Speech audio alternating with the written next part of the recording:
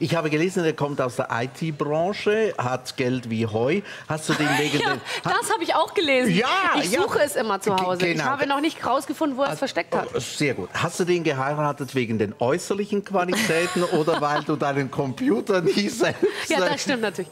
Das stimmt natürlich. Das ist nicht schlecht, jemanden zu haben, der weiß, wie man Word auf einem Mac installiert. Eben, ja. Das macht er jetzt. Das ist natürlich toll, aber da er ja auch, und das natürlich unglücklich, tagsüber arbeitet. Ich habe auch gesagt, das geht so nicht weiter, das müssen wir ändern im nächsten Jahr. Er geht jeden Tag arbeiten, finde ich einfach. Also du möchtest ein Hausmann, so mit ich würde mich freuen, wenn er eher mehr zu Hause bliebe, und deswegen kommt immer noch ein Dritter sozusagen, also eine Art IT-Geliebter zu uns nach Hause, der meine Word-Sachen installiert. Ah, super, ja. Super. Aber der Adel, der stimmt. Der Adel, der stimmt, ja, aber der ist ein weitaus untergeordneteres Thema, als es in den Medien so erschienen ist. Aha. Also eher der verarmte Landadel als, als der Graf. Schlechte Nachricht, ich muss weiterhin selbst arbeiten. Genau, du bist nach Winterthur gekommen, gibst Konzert für 180 €, da kann nicht sehr viel blaues Blut fließen in deinen Adern. Ihr seht, ich bin noch immer die bodenständige Dame aus dem Volk. Absolut. Ja. Du wirst gejagt wie ein Rotwild eigentlich im Herbst. Du bist dem Jäger vor der Flinte. Die Presse will das erste Bild mit dir und diesem verarmten Adeligen. Ja. Wie ist das für dich? Ich war überrascht darüber, dass das Interesse daran so groß war. Und was natürlich sich einstellt, ist, wenn man es besonders schlau machen will und sagt, du, wir halten uns da ganz raus aus der Presse und wir treten nicht gemeinsam auf. Das hat natürlich dazu geführt, dass die noch verrückter wurden und halt eben noch mehr Bilder. Von wem kommt das? Ist dein Gatte ein bisschen wie der Herr Merkel, der Nein, sich ich glaube, es geht darum, dass es gibt eben Leute, die haben Lust auf Öffentlichkeit, und es gibt halt welche, die haben keine Lust. Ich finde, das ist eine Entscheidung, die muss jeder selber treffen. Und es ist ja auch ein bisschen so, ich meine, wenn wir jetzt also irgendwo gemeinsam hingängen würden, dann wäre es ja sozusagen, also jeder, der schon mal beim Bambi war oder wo man jetzt, sage ich mal, so zusammen hingehen könnte, wo also ich bei der ihn präsentieren könnte. Genau. Ja. Also du sprichst nicht von der Jagd, sondern von der Preisverleihung. Von der Preisverleihung. Ja. Und ich würde ihn jetzt da mitnehmen und präsentieren. Dann stürzen sich so viele Leute auf einen und man ist den ganzen Tag, hast du eine Filmkamera neben dir und man kann den Abend zusammen sowieso nicht genießen. Das heißt, für den Mann, der dabei ist, der steht einfach daneben, sagt nichts, guckt dumm in die Kamera und winkt und hält dich im Arm und macht Fotos.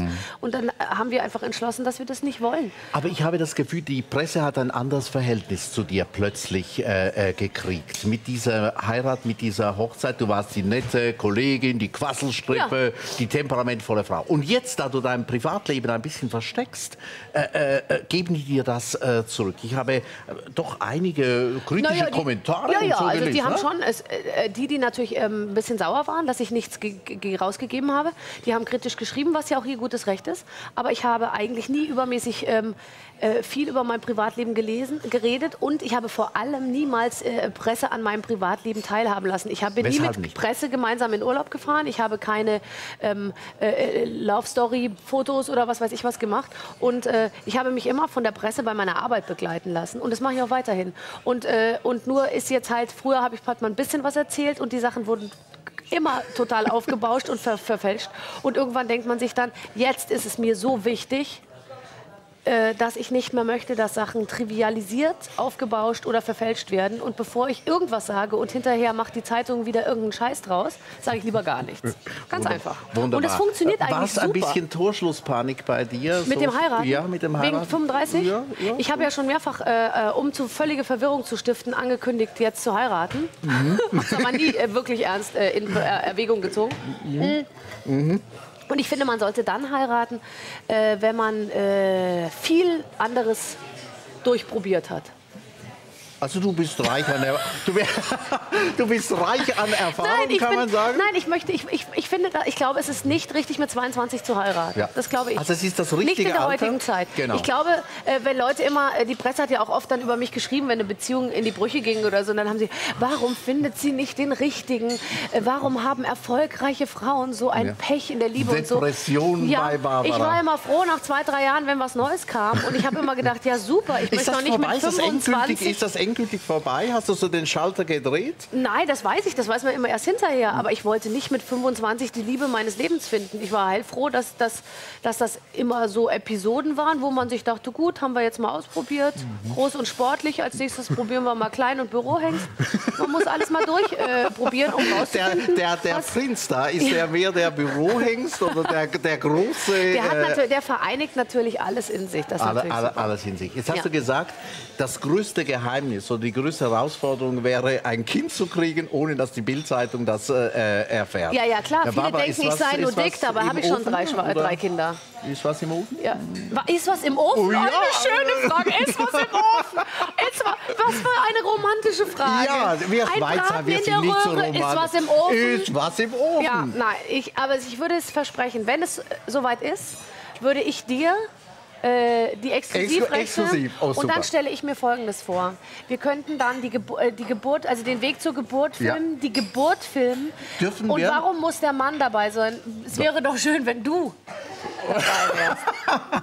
Du, ich habe ein kleines Problem. Mir wird immer schlecht in den Spitälern. Ich kann kein Blut sehen. Also Ja, du das sollst ja nicht Angebot- unten stehen. Du sollst ja oben an meinem Kopf stehen, damit du mir das Mikrofon aber mal vor die Nase halten kannst. Und ich krause ein bisschen im... Mein Haar ist natürlich so wie heute. so wie sehe ich heute. es vor Liegst mir. du da? Oben und unten. Die Geburt. Ja. Was stellen wir uns vor? Ein Mädchen, ein Junge?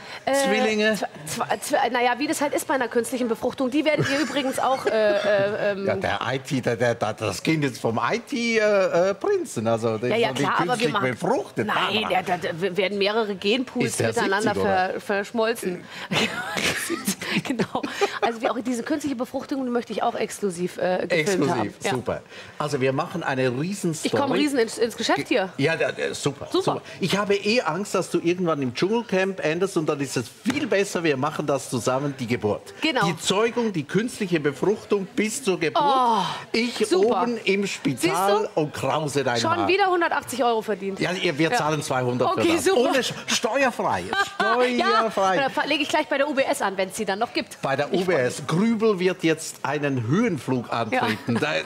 Ich habe gelesen, wenn du Werbung in Deutschland machst oder so Anlässe, Ja. die Verkäufe, die steigen enorm. Ja. Ich glaube, beim Kartoffelsalat 40% Ja, mehr. das stimmt. Ich habe Werbung für Kartoffeln und Fleischsalat gemacht. Und seitdem verkauft sich, ich glaube, Kartoffel- oder Fleischsalat. Ich glaube, oder beides. Kartoffelsalat habe ich gelesen. Fleischsalat. Fleisch auch. Fleischsalat ruft man mir gerade zu. Der Fleischsalat hat sich jetzt der Umsatz um 40% gesteigert. Und zwar von allen Marken. Deutschland isst jetzt insgesamt wieder mehr Unglaublich. Fleischsalat. Und das Unglaublich. ist mein Verdienst. Also du musst Werbung für die UBS machen. Die können einen solchen Anstieg, 40%. Ja, ich würde gerne mal für ein Produkt werben, was nichts mit Essen zu tun hat. An mich tritt man ja immer nur heran, wenn es um Genussmittel geht. Schokolade, Kaffee, was weiß ich Weshalb? was. Weshalb? Weil ich gerne esse und die Leute immer Man mit sieht mir... es ja nicht. Nein, Also, nein, man ich bin sieht es nur wahnsinnig an schmal. gewissen Ja, aber nicht, exponierten Stellen. nicht aber aller Fleischsalat geht direkt in die Brust. Es rutscht auch tiefer. Ah ja. Aber der Fleischsalat hat natürlich kaum Kalorien. Deswegen werbe ich ja auch dafür. Das ist ein Wellnessprodukt. Ein Ja, ja. Wellnessprodukt. Also von Fleisch, von vegetarischem Fleisch. Ja, von Kühen, die tot gestreichelt wurden. Ja, super. Ja. So wie ich dich dann Ja, genau. im Gewehrsaal streichen würde. Würdest du für alles werben, auch zum Beispiel für die WC-Ente? Nein, ich würde auch nicht für Slip-Einlagen werben und ich würde nicht für verstopfungslösende Cornflake-Flocken irgendwie werben. Das hatte man mir mal angeboten, da sollte ich einen Siphon reinigen unterm Waschbecken und sollte mich dann zur Kamera umdrehen und sagen, wenn es bei Ihnen mal verstopft ist, essen Sie doch das und das. Und da hat meine Managerin zu mir gesagt, Liebe gehen. dich, liebe dich. Es ist ein Scheiß, hat sie gesagt. Nehme ich wir an. gehen. Ja, wir haben darum gebeten, Sie mögen sich noch mal einen etwas charmanteren Plot einfallen lassen. Aber da hat die größte, glaube ich, weltweit größte Agentur, die da dran geschrieben hat, konnte leider keinen Praktikanten finden, der da noch mehr Witz in die Sache reingebracht hat.